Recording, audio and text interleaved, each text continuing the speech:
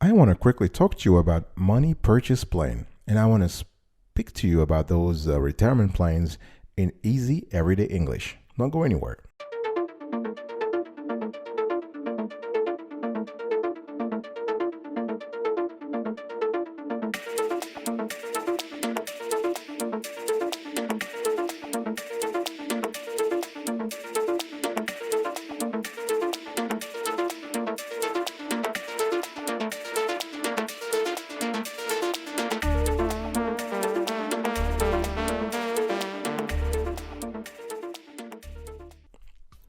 Welcome back, folks, to another edition of the Awesome Sweetie Kiwi Show. How are you today? I hope you are doing fantastic. I'm doing marvelous if you were to ask me.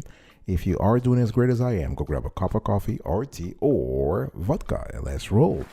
In today's conversation, I want to talk to you about money purchase plans and I want to explain things to you in easy everyday English. A money purchase plan is a type of defined contribution retirement plan in which an employer is required to contribute a certain percentage of an employee's salary each year. Employees may sometimes be required to contribute as well, and yearly contributions cannot exceed a set amount each year. And what it is that it's a type of defined contribution retirement plan, all right? And money purchase plans work like other defined contribution plans, such as 401k and 403b plans, but they have some unique features. So an employer that offers a money purchase plan is required to contribute to it every year.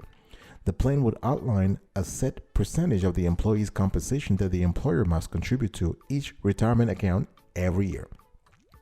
And the cool thing here is that these plans were once commonly paired with profit sharing plans, which give companies the benefit of high contribution limits and a degree of flexibility in determining the number of each year's contributions.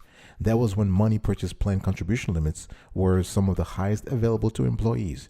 However, contribution limits have risen over the years, and there are simpler defined contribution plans to choose from, which has removed, if you really think about it, most of the advantage from the money purchase profit sharing plan combination, and also consequently decreased the general appeal of money purchase plans for employers.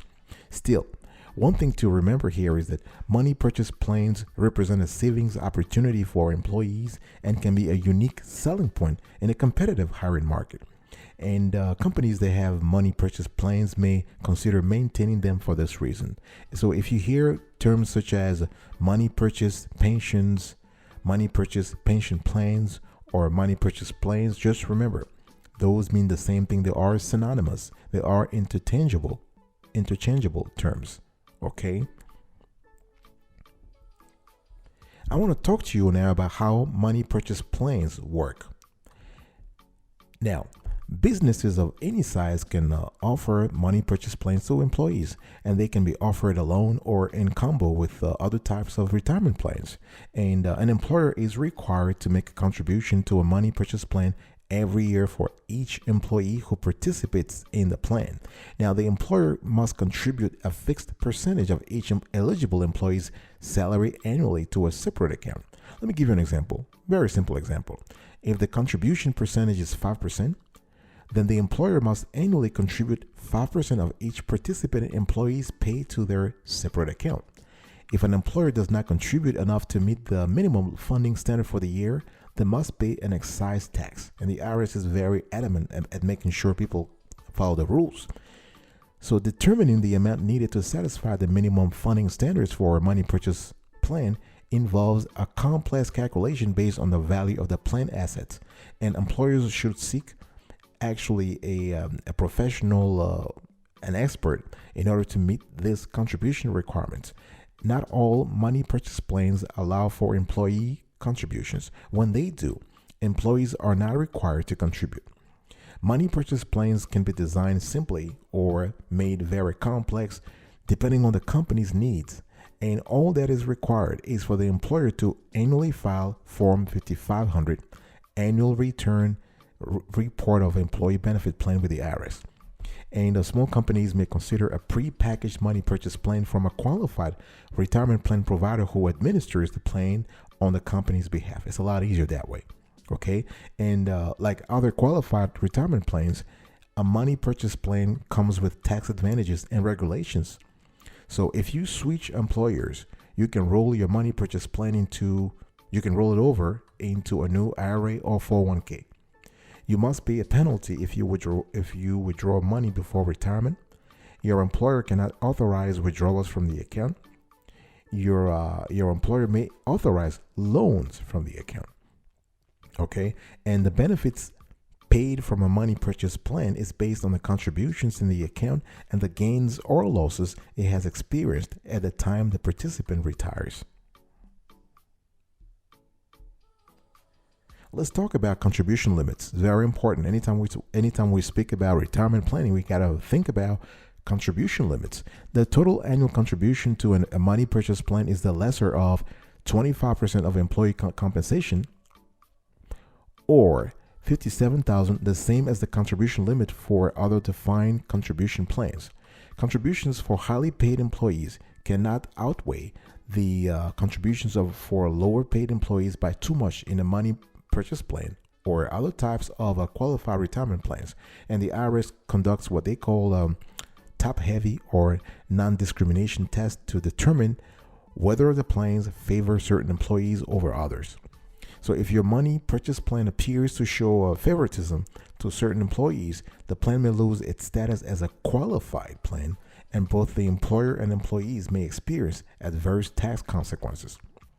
So let me quickly do a compare and contrast between MPP, money purchase plans, versus 401ks. So we're showing you right now on the screen here, you can see we have a comparative table that explains everything. So we have money purchase plans, so the employers are required to contribute a set percentage of employees' pay.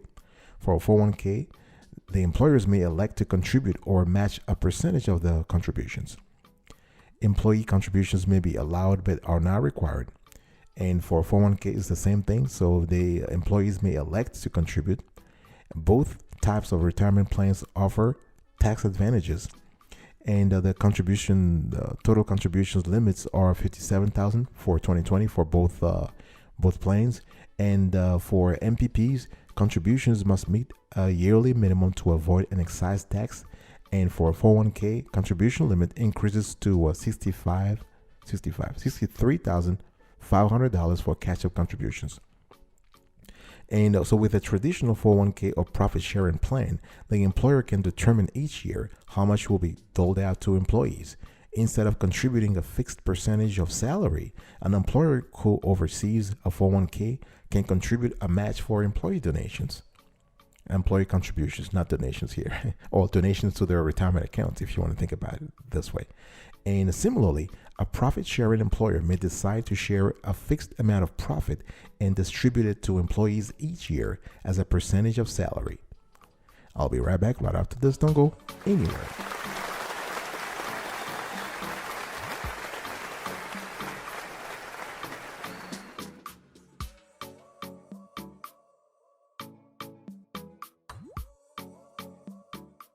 Welcome back, folks, to another section of the Awesome Sweetie Kiwi Show. We are still having a conversation about money purchase plans, and I'm explaining things to you in easy, everyday English. So I've spoken to you about the definition, how MPPs work, the contribution limits. Now I've spoken to you about the MPPs versus 401k. Now let's talk about the pros and cons of MPPs. So these plans offer both employers and employees some notable benefits, but also come with drawbacks. What are the pros here? Pros, you have tax benefits and larger account balances, that's for sure, and you have steady payments. What about the cons? You have top-heavy test. As I was telling you earlier, you want to make sure the IRS makes sure that there is no discriminatory practice going on here. And you have the excise tax, and you have the required contributions. Let me elaborate on the pros and cons here. So in terms of the benefits, so you have the tax benefits. So contributions made to money purchase plans are tax deductible to the employer and tax deferred for the employees. Investments grow tax-free until money is withdrawn in retirement.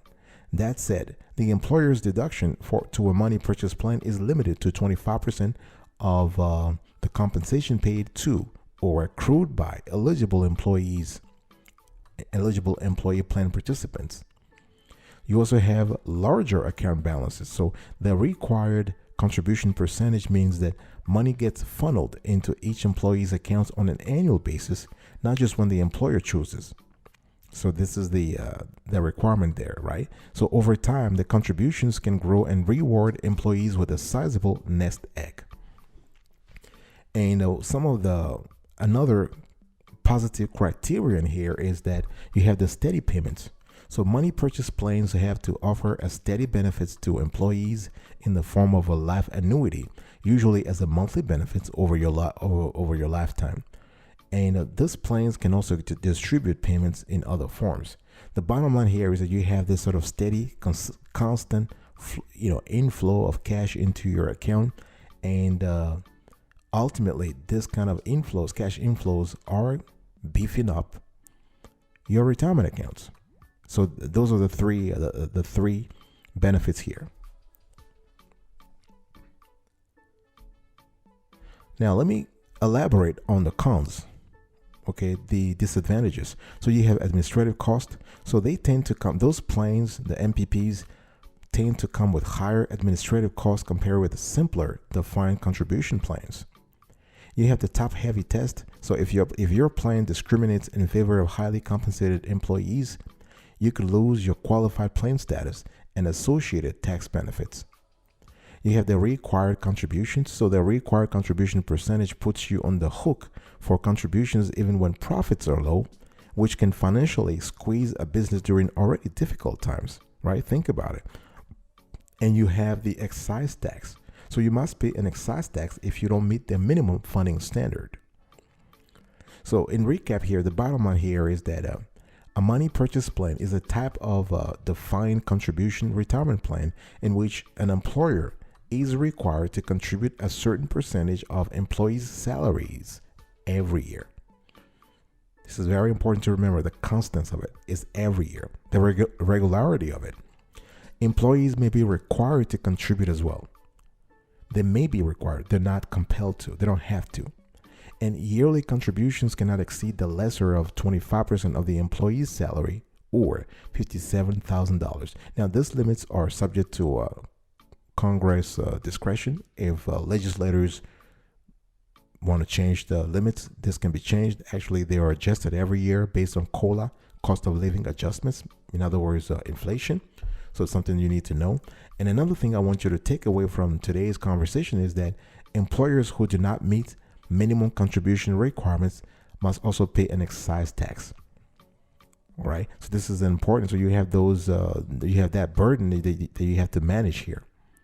Very important. Now, overall, the best strategy here is to outsource. If you're a small business, it's better to outsource the whole retirement planning to a provider, an outside provider, or you can just hire an accountant or someone who has expertise with retirement planning to kind of help your business out.